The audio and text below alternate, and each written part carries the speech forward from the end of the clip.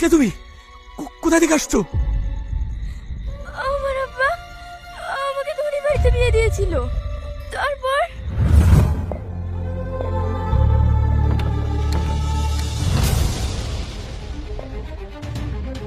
কুলক্ষণে আমার 1 লক্ষ টাকা দামে জিনিসটা ভেঙে ফেললি।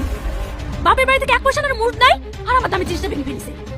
ম্যাডাম, ওসব মারা ধরা বাদ দিয়ে এই ছোট লোকের বাচ্চাকে বাড়ি থেকে বের করে দেন। যা, আমার বাড়ি থেকে বেরিয়ে যা। যেদিনকে টাকা আনতে পারবি সেদিন আমার বাড়িতে পা দিবি, তার আগে না। ঠিক আছে, যেদিন আমি আমার আব্বুর কাছ থেকে টাকা নিয়ে আনতে পারবো সেই দিনে আমি আপনাদের বাড়িতে আসবো।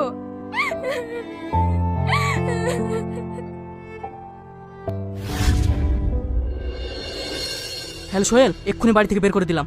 মালটাকে নিয়ে গিয়ে যা বড়দির কাছে দিয়ে আয়। আমার দাম তার করাই আছে। ঠিক আছে।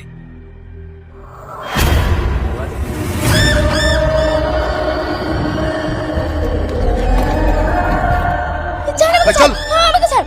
তুই গেরা, চল। আমাকে ছাড়।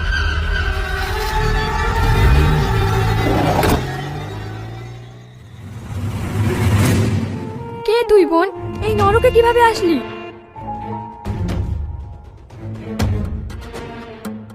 তাহলে টাকার জন্য তোর আজ এই অবস্থা? না না, তোকে আমি খারাপ হতে দেবো না। আমি আজ 10 বছর থেকে এখানে আছি, তাতে কিছু টাকা আর আমার কাছে যারা আসতো তারা আমার কাছে সন্তুষ্ট হয়ে আমাকে কিছু সোনা উপহার দিয়েছে। আমার কেউ নেই, মনে কর তুই আমার ছোট বোন, আর ছোট বোনের সুখের জন্য আমি তোকে এই টাকাগুলো দিলাম। যা, শ্বশুর বাড়ি গিয়ে তুই সুখী হ। তাহলে আমি এখান থেকে কি করে বেরাবো বোন? তোর কোনো চিন্তা নেই।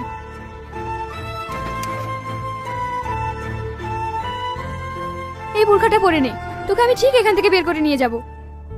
তোমার কিছু হবে না তো বোন? আমার কথা তোকে ভাবতে হবে না, দেরি করিস না, এক্ষুনি তুই চলে যা।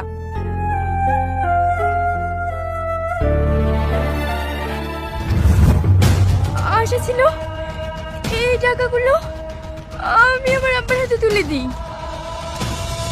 তুই এসে আমার সালমা, আমি কি করলাম? আমি তোর মুখে হাসি ফোটাতে গিয়ে আমি তোকে খুন করে ফেললাম। আমি কি করলাম? না না, আমি তোকে মরতে দেবো না, আমি তোকে মরতে দেবো না। সালমা, সালমা, সালমা, কথা বল, কথা বল মা। সালমা।